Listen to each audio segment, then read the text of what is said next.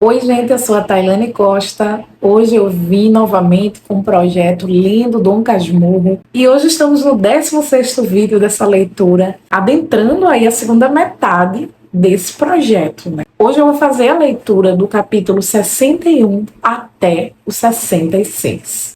Capítulo 61. A vaca de Homero. O mais foi muito. Vi saírem os primeiros dias da separação, duros e opacos, sem embargo das palavras de conforto que me deram os padres e os seminaristas, e as de minha mãe e tio Cosme, trazidas por José Dias ao seminário. Todos estão saudosos, disse-me este, mas a maior saudade está naturalmente no maior dos corações. E qual é ele? Perguntou, escrevendo a resposta nos olhos. Mamãe, acudi eu. José Dias apertou minhas mãos com alvoroço e logo pintou a tristeza de minha mãe, que falava de mim todos os dias, quase a todas as horas. Como a aprovasse sempre e acrescentasse alguma palavra relativamente aos dotes que Deus lhe dera, o desvanecimento de minha mãe nessas ocasiões era indescritível, e contava-me tudo isso cheio de uma admiração lacrimosa. E o Cosme também se enternecia muito. Ontem até se deu um caso interessante. Tendo eu dito à Excelentíssima que Deus lhe dera não um filho, mas um anjo do céu, o doutor ficou tão comovido que não achou outro modo de vencer o choro senão fazendo-me um daqueles elogios de galhofa que só ele sabe. Não é preciso dizer que Dona Glória enxugou furtivamente uma lágrima. Ou ela não fosse mãe. Que coração amantíssimo! Mas, senhor José Dias, e a minha saída daqui? Isso é negócio meu. A viagem à Europa é o que é preciso, mas pode fazer-se daqui a 1 ou 2 anos, em 1859 ou 1860. Tão tarde! Era melhor que fosse este mesmo ano, mas demos tempo ao tempo. Tenha paciência, vai estudando. Não se perde nada em ir sabendo já daqui alguma coisa. E demais, ainda não acabando padre, a vida do seminário é útil. E vale sempre entrar no mundo ungido com os santos olhos da teologia. Neste ponto, lembra-me como se fosse hoje. Os olhos de José Dias fulguraram tão intensamente que me encheram de espanto. As pálpebras caíram depois, e assim ficaram por alguns instantes, até que novamente se ergueram, e os olhos fixaram-se na parede do pátio, o que embebidos em alguma coisa, se não era em si mesmos, depois despegaram-se da parede e entraram a vagar pelo pátio todo. Podia compará-lo aqui à vaca de Homero. Andava e gemia em volta da cria que acabava de parir. Não lhe perguntei o que é que tinha, já por acanhamento, já porque 2 lentes, um deles de teologia, vinham caminhando na nossa direção. Ao passarem por nós, o agregado, que os conhecia, cortejou-os com as deferências devidas e pediu-lhes notícias minhas. Por ora nada se pode afiançar, disse um deles, mas parece que dará conta da mão. É o que eu lhe dizia agora mesmo, acudiu José Dias, quanto ouvir-lhe a missa nova, mas, ainda que não chegue a ordenar-se, não pode ter melhores estudos que os que fizera aqui. Para a viagem da existência, concluiu demorando mais as palavras, irá ungido com os santos óleos da teologia. Desta vez, a fulguração dos olhos foi menor. As pálpebras não lhe caíram nem as pupilas fizeram os movimentos anteriores.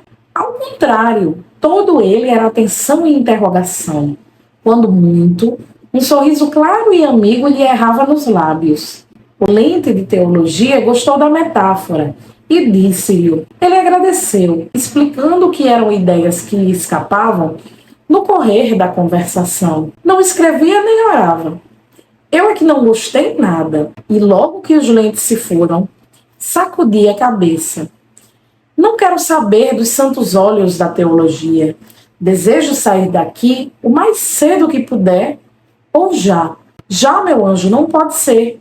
Mas pode suceder que muito antes do que imaginamos. Quem sabe se este mesmo ano de 58. Tenho um plano feito, E penso já nas palavras com que hei de expô-lo a Dona Glória. Estou certo que ela cederá e irá conosco. Duvido que mamãe embarque. Veremos. Mãe é capaz de tudo. Mas com ela ou sem ela, tenho por certa a nossa ida. E não haverá esforço que eu não empregue. Deixe estar. Paciência é que é preciso. E não faça aqui nada que dê lugar a censuras ou queixas. Muita docilidade e toda a aparente satisfação. Não ouviu o elogio do Lente? É que você tem se portado bem.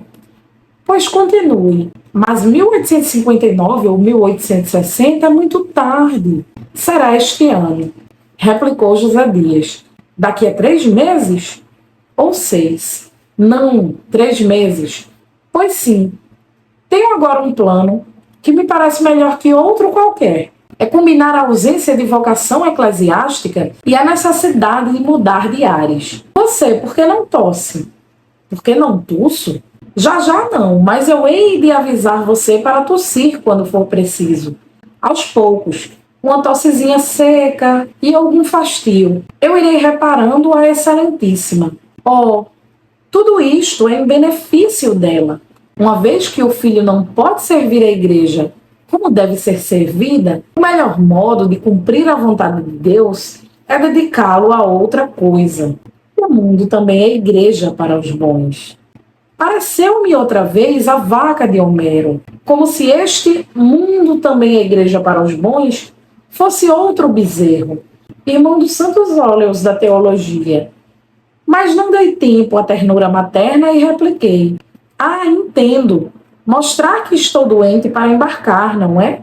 José Dias hesitou um pouco. Depois explicou-se. Mostrar é verdade, porque francamente, Bentinho, eu há meses que desconfio do seu peito. Você não anda bom do peito. Em pequeno, teve umas febres e uma ronqueira. Passou tudo. Mas há dias em que está mais descorado. Não digo que já seja o mal, mas o mal pode vir depressa. Uma hora cai a casa. Por isso, se aquela Santa Senhora não quiser ir conosco, ou para que vá mais depressa, acho que uma boa tosse, se a tosse há de vir de verdade, melhor é apressá-la.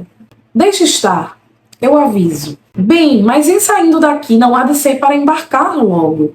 Saio primeiro, depois cuidaremos do embarque. O embarque é que pode ficar para o ano. Não dizem que o melhor tempo é abril ou maio? Pois seja maio. Primeiro deixo o seminário daqui a 2 meses. E, porque a palavra me estivesse a pigarrear na garganta, dei uma volta rápida e perguntei-lhe a queima-roupa: Capitu, como vai? Capítulo 62. Uma ponta de Iago. A pergunta era imprudente, na ocasião em que eu cuidava de transferir o embarque. Equivalia a confessar que o motivo principal ou único da minha repulsa ao seminário era Capitu, e fazia crer improvável a viagem. Compreendi isto depois que falei. Quis emendar-me, mas nem soube como. Nem ele me deu tempo. Tem andado alegre, como sempre. É uma tontinha. Aquilo, enquanto não pegar algum peralta da vizinhança que case com ela, estou que empalideci. Pelo menos, senti correr um frio pelo corpo todo. A notícia de que ela vivia alegre, quando eu chorava todas as noites, produziu-me aquele efeito, acompanhado de um bater de coração tão violento que ainda agora cuido ouvi-lo. Há alguma exageração nisto, mas o discurso humano é assim mesmo, um composto de partes excessivas e partes diminutas, que se compensam, ajustando-se. Por outro lado, se entendermos que a audiência aqui não é das orelhas, senão da memória, chegaremos à exata verdade. A minha memória ouve ainda agora as pancadas do coração naquele instante. Não esqueças que era a emoção do primeiro amor. Estive quase a perguntar a José Dias que me explicasse a alegria de Capitu, o que é que ela fazia, se vivia rindo, cantando ou pulando. Mas retive-me a tempo. E depois outra ideia. Outra ideia não. Um sentimento cruel e desconhecido. O puro ciúme, leitor das minhas entranhas. Tal foi o que me mordeu, ao repetir comigo as palavras de José Dias. Algum peralta da vizinhança. Em verdade, nunca pensara em tal desastre. Vivia tão nela, dela e para ela, que a intervenção de um Peralta era como uma noção sem realidade. Nunca me acudiu que havia Peraltas na vizinhança. Várias idades e feitio, grandes passeadores das tardes. Agora lembrava-me que alguns olhavam para Capitu, e tão senhor me sentia dela, que era como se olhassem para mim. Um simples dever de admiração e de inveja. Separados um do outro pelo espaço e pelo destino, o mal aparecia-me agora, não só possível, mas certo. E a alegria de Capitu confirmava a suspeita. Se ela vivia alegre, é que já namorava a outro. Acompanhá-lo-ia com os olhos na rua, falar-lhe-ia à janela, as ave-marias, trocariam flores E que? Sabes o que é que trocariam mais? Se o não achar por ti mesmo, escusado é ler o resto do capítulo e do livro. Não acharás mais nada, ainda que eu o diga com todas as letras da etimologia. Mas se o achaste, compreenderás que eu, depois de estremecer, tivesse o ímpeto de atirar-me pelo portão afora, descer o resto da ladeira, correr, chegar à casa do Pádua, agarrar Capitu e intimar-lhe que me confessasse quantos já lhe dera o Peralta da vizinhança. Não fiz nada. Os mesmos sonhos que ora conto não tiveram, naqueles 3 ou 4 minutos, esta lógica de movimentos e pensamentos. Eram soltos, emendados e mal emendados, com desenho truncado e torto. Uma confusão, um turbilhão, que me cegava e ensurdecia. Quando tornei a mim, José Dias concluiu uma frase, cujo princípio não ouvi, e o mesmo fim era vago. A conta que dará de si. Que conta e quem? Cuidei, naturalmente, que falava ainda de Capitu, e quis perguntar-lhe, mas a vontade morreu ao nascer, como tantas outras gerações delas. Limitei-me a inquirir do agregado quando é que iria a casa ver minha mãe. Estou com saudades de mamãe. Posso ir já esta semana? Vai sábado. Sábado? Ah, sim, peça a mamãe que me mande buscar sábado. Sábado? Este sábado, não? Que me mande buscar. Sem falta. Capítulo 63. Metades de um sonho. Fiquei ansioso pelo sábado. Até lá o sonho perseguia-me, ainda acordado. E não os digo aqui para não alongar esta parte do livro. Um só ponho, e no menor número de palavras, ou antes, porém, 2, porque um nasceu de outro. A não ser que ambos formem 2 metades de um só. Tudo isto é obscuro, dona leitora. Mas a culpa é do vosso sexo, que perturbava, assim, a adolescência de um pobre seminarista. Não fosse ele, e este livro seria talvez uma simples prática paroquial. Se eu fosse padre, ou uma pastoral, se bispo, ou uma encíclica, se papa, como recomendara tio Cosme. Anda lá, meu rapaz, volta-me papa. Ah, por que não cumprir este desejo? Depois de Napoleão, tenente e imperador, todos os destinos estão neste século. Quanto ao sonho, foi isto. Como estivesse a espiar os peraltas da vizinhança, vi um destes que conversava com a minha amiga ao pé da janela. Corri ao lugar. Ele fugiu. Avancei para Capitu, mas não estava só. Tinha o pai ao pé de si, enxugando os olhos e mirando um triste bilhete de loteria. Não me parecendo isto claro, ia pedir a explicação, quando ele de si mesmo a deu. O Peralta fora levar-lhe a lista dos prêmios da loteria, e o bilhete saíra branco. Tinha o número 4004. Disse-me que esta simetria de algarismo era misteriosa e bela, e provavelmente a roda andara mal. Era impossível que não devesse ter a sorte grande. Enquanto ele falava, Capitu dava-me com os olhos todas as sortes grandes e pequenas. A maior dessas devia ser dada com a boca. E aqui entra a segunda parte do sonho. Pádua desapareceu, como as suas esperanças do bilhete. Capitu inclinou-se para fora. Eu relanceei os olhos pela rua. Estava deserta. Peguei-lhe nas mãos. Resmunguei não sei que palavras e acordei sozinho no dormitório. O interesse do que acabas de ler não está na matéria do sonho, mas nos esforços que fiz para ver se dormia novamente e pegava nele outra vez. Nunca dos nuncas poderás saber a energia e a obstinação que empreguei em fechar os olhos, apertá-los bem, esquecer tudo para dormir. Mas não dormia. Esse mesmo trabalho fez-me perder o sono até a madrugada. Sobre a madrugada, consegui conciliá-lo, mas então nem peraltas, nem bilhetes de loteria, nem sortes grandes ou pequenas. Nada dos nadas veio ter comigo. Não sonhei mais aquela noite. E dei mal às lições daquele dia. Capítulo 64. Uma ideia e um escrúpulo. Relendo o capítulo passado, acode-me uma ideia e um escrúpulo. O escrúpulo é justamente descrever a ideia, não a havendo mais banal na Terra, posto que daquela banalidade do Sol e da Lua, que o céu nos dá todos os dias e todos os meses.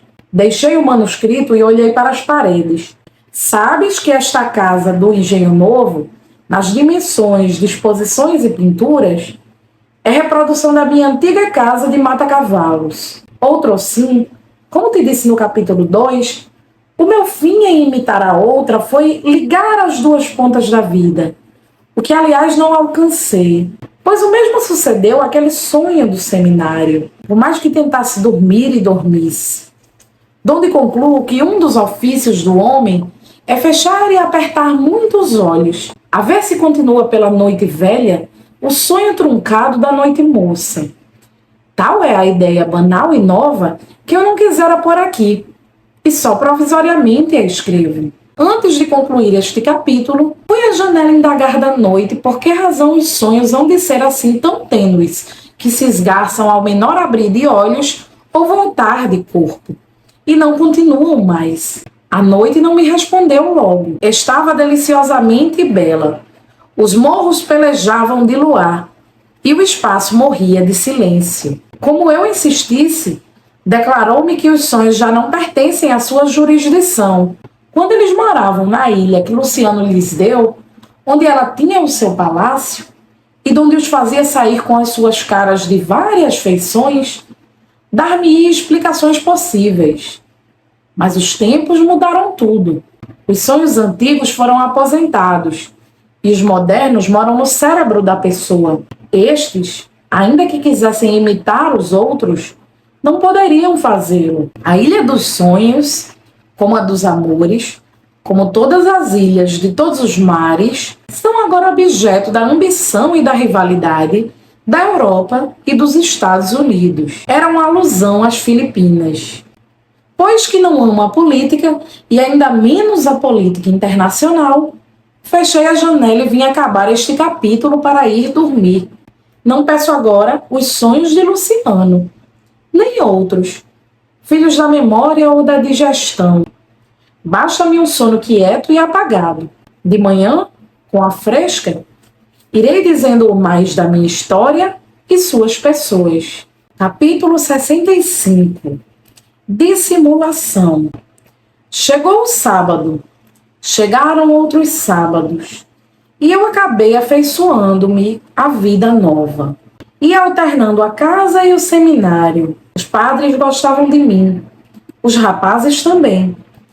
E Escobar mais que os rapazes e os padres. No fim de 5 semanas, estive quase a contar a este as minhas penas e esperanças. Capitu refreou-me. Escobar é muito meu amigo, Capitu. Mas não é meu amigo. Pode vir a ser. Ele já me disse que há de vir cá para conhecer mamãe. Não importa. Você não tem direito de contar um segredo que não é só seu, mas também meu.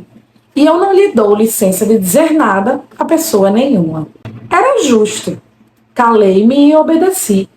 Outra coisa em que obedeci às suas reflexões foi, logo no primeiro sábado, quando eu fui à casa dela e, após alguns minutos de conversa, me aconselhou a ir embora. Hoje não fique aqui mais tempo.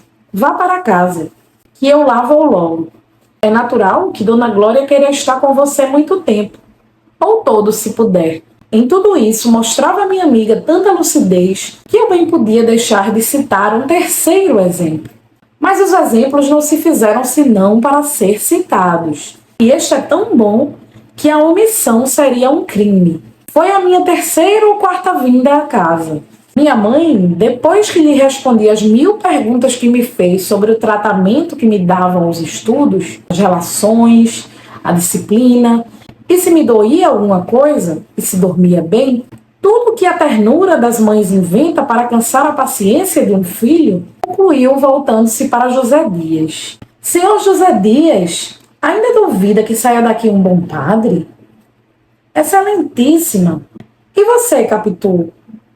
Interrompeu minha mãe, voltando-se para a filha do Pádua que estava na sala com ela. Você não acha que o nosso Bentinho dará um bom padre? Acho que sim, senhora, respondeu Capitu cheia de convicção.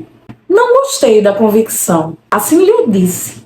Na manhã seguinte, no quintal dela, recordando as palavras da véspera e lançando-lhe em rosto, pela primeira vez, a alegria que ela mostrara desde a minha entrada no seminário, quando eu vivia curtido de saudades. Capitu fez-se muito séria e perguntou-me como é que queria que se portasse, uma vez que suspeitavam de nós. Também tivera noites desconsoladas, e os dias em casa dela foram tão tristes como os meus. Podia indagá-lo do pai e da mãe. A mãe chegou a dizer-lhe, por palavras encobertas, que não pensasse mais em mim. Com Dona Glória e Dona Justina, mostro-me naturalmente alegre, para que não pareça que a denúncia de José Dias é verdadeira. Se parecesse, elas tratariam de separar-nos mais, e talvez acabassem não me recebendo. Para mim, basta o nosso juramento de que nos havemos de casar um com o outro. Era isto mesmo. Devíamos dissimular para matar qualquer suspeita e, ao mesmo tempo, gozar toda a liberdade anterior e construir tranquilos o nosso futuro. Mas o exemplo completa-se com o que ouvi no dia seguinte, ao almoço. Minha mãe, dizendo a tio Cosme que ainda queria ver com que mão havia eu de abençoar o povo à missa, contou que, dias antes, estando a falar de moças que se casam cedo, Capitu lhe dissera: pois a mim quem me há de casar há de ser o padre Bentinho. Eu espero que ele se ordene. E o Cosme riu da graça. José Dias não dessorriu. Só prima Justina que franziu a testa e olhou para mim interrogativamente. Eu, que havia olhado para todos, não pude resistir ao gesto da prima e tratei de comer. Mas comi mal. Estava tão contente com aquela grande dissimulação de Capitu que não vi mais nada. E logo que almocei, corri a referir-lhe a conversa e a louvar-lhe a astúcia. Capitu sorriu de agradecida. Você tem razão, Capitu, concluí eu. Vamos enganar toda esta gente. Não é? Disse ela com ingenuidade. Capítulo 66. Intimidade.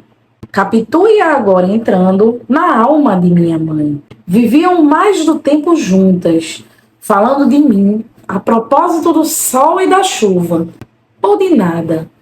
Capitu ia lá cozer, às manhãs. Alguma vez ficava para jantar. Prima Justina não acompanhava a parenta naquelas finezas, mas não tratava de todo mal a minha amiga. Era assaz sincera para dizer o mal que sentia de alguém, e não sentia bem de pessoa alguma. Talvez do marido, mas o marido era morto. Em todo caso, não existira homem capaz de competir com ele na afeição, no trabalho e na honestidade, nas maneiras e na agudeza de espírito. Esta opinião, segundo tio Cosme, era póstuma, pois em vida andavam às brigas, e os últimos 6 meses acabaram separados. Tanto melhor para a justiça dela. O louvor dos mortos é um modo de orar por eles. Também gostaria de minha mãe, ou se algum mal pensou dela foi entre si e o travesseiro. Compreende-se que, de aparência, lhe desse a estima devida. Não penso que ela aspirasse a algum legado. As pessoas assim dispostas excedem os serviços naturais, fazem-se mais risonhas, mais assíduas, multiplicam os cuidados, precedem os fâmulos. Tudo isso era contrário à natureza de prima Justina. Feita de azedume e de implicância, como vivesse de favor na casa, explica-se que não desestimasse a dona e calasse os seus ressentimentos, ou só dissesse mal dela a Deus e ao diabo. Caso tivesse ressentimentos de minha mãe, não era uma razão mais para detestar Capitu, nem ela precisava de razões suplementares. Contudo, a intimidade de Capitu fê-la mais aborrecível à minha parenta. Se a princípio não a tratava mal, com o tempo trocou de maneiras e acabou fugindo-lhe. Capitu, atenta, desde que não a via, indagava dela e ia procurá-la. Prima Justina tolerava esses cuidados. A vida é cheia de obrigações que a gente cumpre, por mais vontade que tenha de as infringir deslavadamente. Demais, Capitu usava certa magia que cativa. Prima Justina acabava sorrindo, ainda que azedo, mas a sós com minha mãe achava alguma palavra ruim que dizer da menina. Como minha mãe adoecesse de uma febre que a pôs às portas da morte, quis que Capitu lhe servisse de enfermeira. Prima Justina, posto que isto a aliviasse de cuidados penosos, não perdoou a minha amiga a intervenção. Um dia, perguntou-lhe se não tinha que fazer em casa. Outro dia, rindo, soltou-lhe este epigrama: não precisa correr tanto. O que tiver de ser seu, as mãos lhe há de ir. E assim a gente acaba o vídeo dessa semana do projeto Lendo Dom Casmurro. Semana que vem a gente tá de volta com a continuação. Eu espero que você tenha gostado desse vídeo. Não deixe de curtir e se inscrever no canal. Tchau, um beijo enorme e até o próximo vídeo.